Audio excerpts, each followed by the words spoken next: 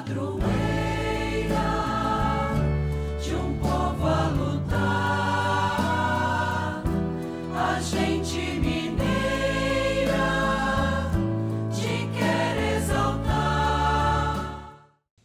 Amado irmão, amada irmã, saúde e paz. Aqui estamos, é graça de Deus, reconheçamos, congregados na comunidade orante ao redor de nossa amada Mãe Maria, sábado, quando a nossa igreja nos convida a fecundar em nossos corações e a celebrar a importância dessa devoção, não como devocionalismo, mas como experiência de estar numa escola de discipulado na qual ela, como Mãe Nossa, é ao mesmo tempo exemplar.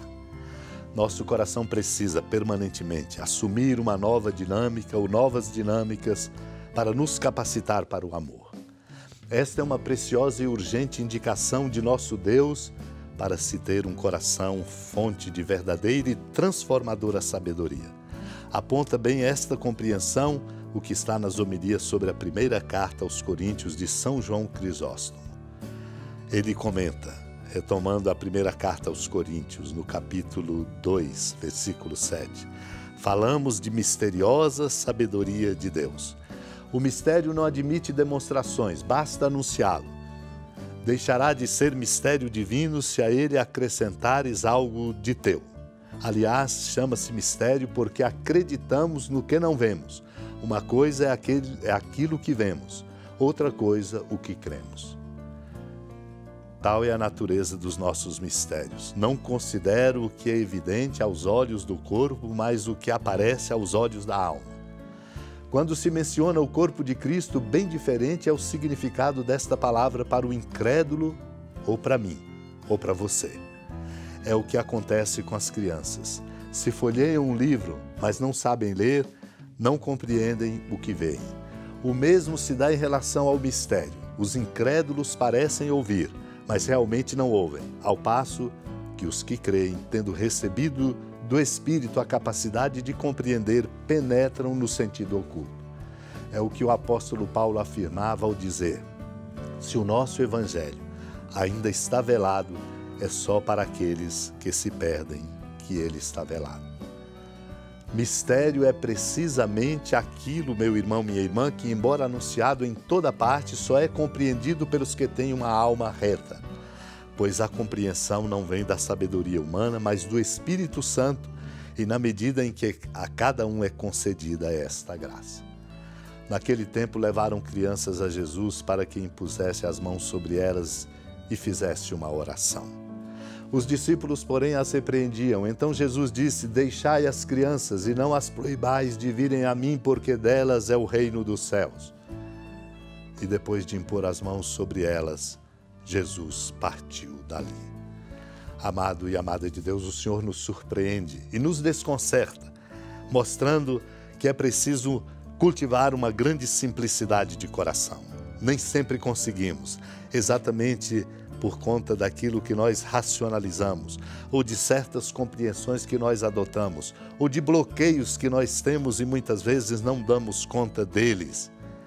O Senhor mostra que é preciso a simplicidade das crianças, diante da grandeza do amor de Deus, para neste amor penetrar. Ali estavam levando crianças a Jesus para que impusesse as mãos sobre elas e fizesse uma oração.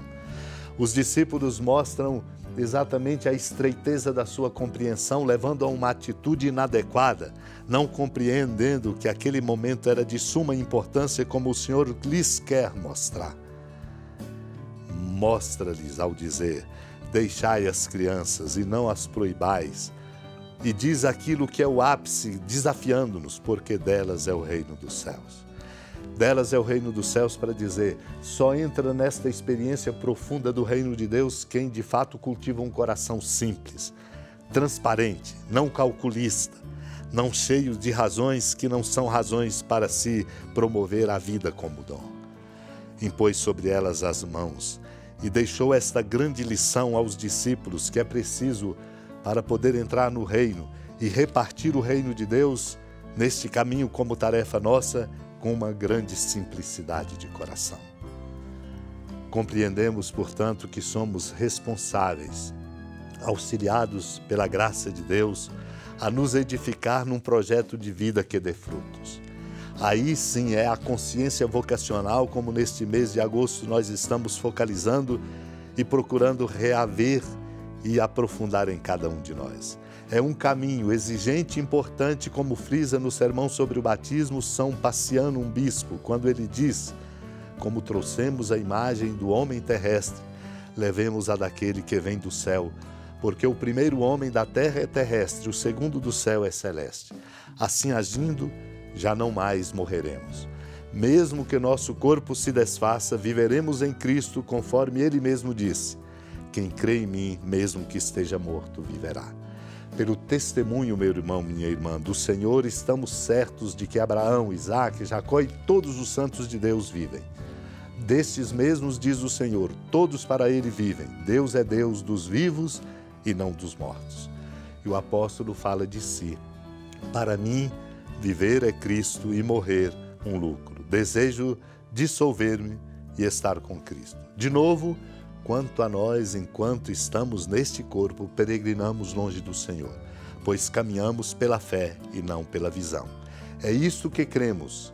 Esta é a nossa fé. De resto, se apenas para este século temos esperança, somos os mais deploráveis de todos os homens, como diz o apóstolo Paulo no capítulo 15, escrevendo aos Coríntios. Como se pode ver, a vida no mundo é a mesma para nós e para os animais, as feras e as aves. A vida deles pode até ser mais longa do que a nossa, mas o que é próprio do homem, que Cristo deu por seu Espírito, é a vida perpétua, contando que não mais pequemos. Supliquemos a Deus, unidos ao coração da amada Mãe Maria, a graça desta compreensão, para que nós possamos ser, no coração do mundo, presença missionária e ajudando o mundo a abrir-se ao amor de nosso Deus. Supliquemos. Senhora da piedade, Mãe Virgem do Cristo Deus. Lembrai-vos, ó piedosíssima Virgem Maria, que nunca se ouviu dizer que alguém daqueles que, tendo recorrido à vossa proteção, implorado a vossa assistência e reclamado o vosso socorro, tenha sido por vós desamparado. Animado com igual confiança, a vós recorro, ó Virgem das Virgens, e gemendo sob o peso dos meus pecados, me prostro a vossos pés. Não desprezeis as minhas súplicas, ó Mãe do Verbo encarnado, mas dignai-vos de as ouvir propícia e de me alcançar o que vos peço. Amém. Feliz padroeira de um povo a lutar, a gente mineira te quer exaltar, não só lá na serra, tu és esplendor de toda esta terra, também és fulgor.